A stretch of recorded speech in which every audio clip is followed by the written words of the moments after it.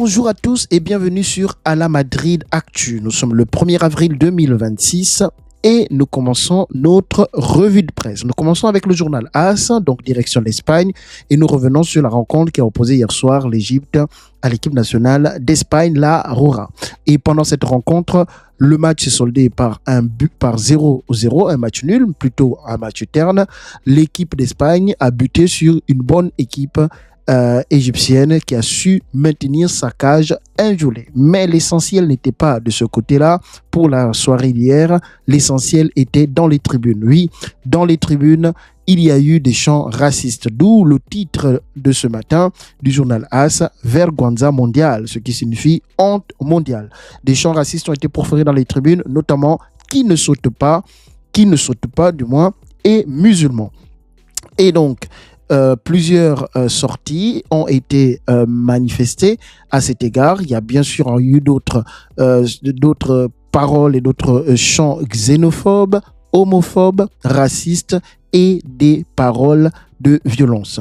Le coach Luis de la Fuente n'a pas manqué de revenir là-dessus en conférence de presse en disant que de tels comportements devaient être bannis des stades et de telles personnes également devraient être bannies des stades. Ce matin, l'Espagne se lève avec la honte sur elle suite au comportement de ses joueurs. Autre information, bien sûr, sur le journal AS également, nous retrouvons l'information, la grande information des différents matchs de l'équipe nationale hier soir, puisque hier soir, il y avait encore 6 places à distribuer pour le mondial 2026. 42 équipes étaient déjà qualifiées et il restait 6 places à distribuer et cela devait s'obtenir au travers des barrages. 4 places en Europe et les barrages d'hier soir ont permis de voir certaines équipes tirer leur épingle du jeu. Mais parmi ces équipes qui étaient barragistes, une grande nation européenne ou mondiale, l'Italie, se trouvait parmi les barragistes. Et malheureusement, troisième année d'affilée, ou troisième Coupe du Monde d'affilée, l'Italie sera absente. Après avoir manqué la Coupe du Monde 2018, après avoir manqué la Coupe du Monde 2022, l'Italie manquera également la Coupe du Monde 2026. L'Italie a été défaite à l'extérieur face à la Bosnie sur un score de 1 but partout lors du temps réglementaire.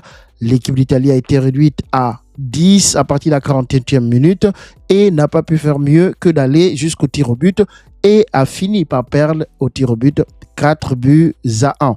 Et donc voilà, l'Italie ne sera pas en Coupe du Monde encore cet été en 2026 du côté des États-Unis.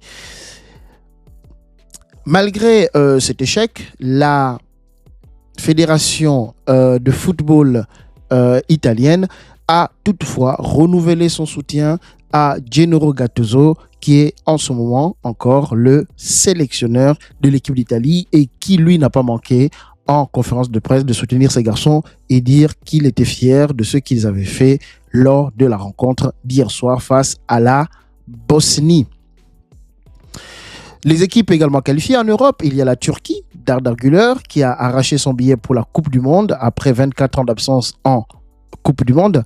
Et également, nous avons la Suède et la République tchèque. Donc, ce sont les 3 autres équipes avec la Bosnie qui vont pouvoir aller en Coupe du Monde lors de cet été. Ce qui veut dire que la Pologne de Robert Lewandowski est passé à la trappe lors de ces barrages également. Du côté, pour parler des barrages de la Coupe du Monde, du côté de l'intercontinental, il faut retenir également que la RDC a obtenu son billet pour la Coupe du Monde en gagnant sa finale de barrage contre la Jamaïque sur le score de 1-0. Nous passons du côté du journal Marca qui intitule « Tercer fracasso mondial », ce qui veut dire 3e fiasco mondial pour l'équipe d'Italie. Comme on l'a déjà dit, c'est la 3e Coupe du Monde que l'Italie va manquer. Une grande nation de football, nous le savons, mais ça commence à être presque une malédiction ces dernières années. Pourtant, le premier match à demi-finale, ils avaient gagné 2-0 et là, ils se retrouvent encore être mis dehors sur le carreau pour cette Coupe du Monde 2026. Le journal Marca revient également sur les différents chants racistes qui ont été entendus et les mots homophobes ou xénophobes et les différentes paroles violentes qui ont été entendues dans les tribunes lors du match qui a opposé l'Espagne à l'équipe d'Égypte hier soir du côté de Barcelone, pas sur le stade du FC Barcelone, mais plutôt du côté du stade de l'Espagnol de Barcelone. Et toute l'Espagne aujourd'hui condamne ces comportements et condamne ces attitudes dans les tribunes hier soir. Le journal Marca également revient sur les différentes équipes qui se sont qualifiées en dehors de l'Italie. La Suède qui a éliminé la Pologne de Robert Lewandowski, la Turquie qui a mis de côté le Kosovo et la République tchèque qui s'est qualifiée au détriment du Danemark. La qualification a été obtenue au tir au but sur le score de 3 tirs au but contre un seul. Nous apprenons ce matin que Roberto De Zerbi, ex-coach ou ancien coach de l'Olympique de Marseille, va s'engager avec les Spurs de Tottenham. Oui, il va prendre la suite de Tudor, qui n'est pas resté si longtemps, puisque les résultats étaient catastrophiques depuis son arrivée, qui était venu justement prendre le relais après l'éviction du coach précédent. Et donc, cette fois-ci, c'est Roberto De Zerbi qui va prendre le relais et pouvoir terminer la saison avec Tottenham. Fabrizio Romano nous dit que son engagement avec Tottenham n'est pas un engagement à courte durée, mais c'est plutôt un engagement sur la longue durée. Mais sa première mission sera de chercher à maintenir le club de Londres dans l'élite et empêcher sa descente en Championship pour la saison prochaine.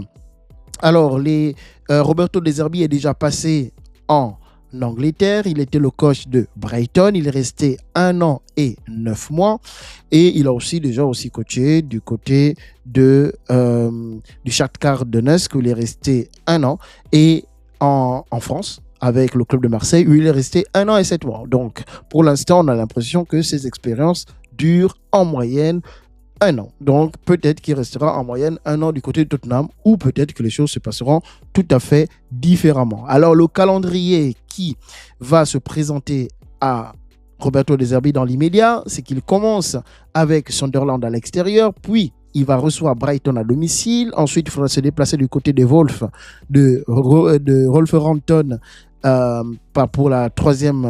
pour son troisième match.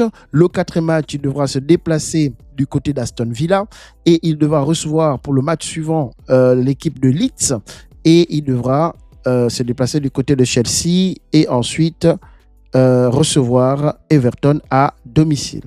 Álvaro Arbeloa va devoir gérer un problème de taille, celui de Federico Valverde, qui est entré dans une nouvelle dimension. Oui, avec le retour de Jude Bellingham qui s'annonce, Thiago Pitarch qui est aussi en forme, il va se retrouver devant un dilemme, celui de savoir où placer désormais Federico Valverde. On l'a vu que lors de l'absence de Jude Bellingham et la venue de Pitarch, le milieu uruguayen a joué un peu plus haut, ce qui lui a permis de pouvoir marquer plusieurs buts et d'apporter un certain impact sur l'attaque madrilène. Alors, le sélectionneur de l'Uruguay, Marcelo Bielsa, a dit ceci de Valverde. Il a dit « Ni Pedri, ni Vitinha n'ont la polyvalence de Valverde ». Oui, Valverde n'est peut-être pas le joueur le plus technique du monde, mais c'est un joueur qui est véritablement polyvalent et c'est un joueur très très dynamique, ce qui lui permet d'avoir une particularité par rapport aux autres milieux de terrain et qui permet d'apporter plus que ce que d'autres peuvent apporter ou quelque chose de différent pour mieux s'exprimer. Donc voici un problème de taille qui se présente à Arbeloa dans les prochains jours, mais ce sont les bons problèmes comme ont l'habitude de dire les grands coachs. L'équipe de France est l'équipe qui a l'attaque la plus chère du monde. Son attaque est évaluée à 1 milliard. Oui, comme vous pouvez le voir sur les images ici, si on prend le prix estimé de Kylian Mbappé, de Michael Olise, d'Ousmane Dembélé, de Désiré Doué et d'Ekitike, on se rend compte que la somme de ces joueurs est évaluée autour du milliard de dollars. si on continue. Et voilà, donc c'est l'équipe, c'est l'attaque la plus chère du monde. Et aujourd'hui également, le classement des équipes, les meilleures équipes du monde, le classement FIFA, est sorti aujourd'hui, donc le 1er avril 2026. Et la France se retrouve première devant l'Espagne à 1 point d'avance suite au match nul de l'Espagne hier soir face à l'Égypte. Après 24 ans d'attente, oui, la Turquie va retrouver la Coupe du Monde. Arda Güler va disputer sa première Coupe du Monde avec la Turquie cet été. Félicitations et bonne chance aux Madridistes. Autre information, on nous rappelle que le Real, côté transfert, s'intéresse toujours à Adam Wharton. Oui, bien que les noms de Enzo Fernandez et de Rodri ont circulé ces derniers jours, on nous dit également qu'en interne, Adam Wharton intéresserait quand même le board du Real Madrid. On reste en attente des informations et voir ce qui se passe. Voilà, je vous dis merci d'avoir suivi cette revue de presse. Je vous souhaite une bonne journée et on se dit à plus tard à la Madrid, in Adamas.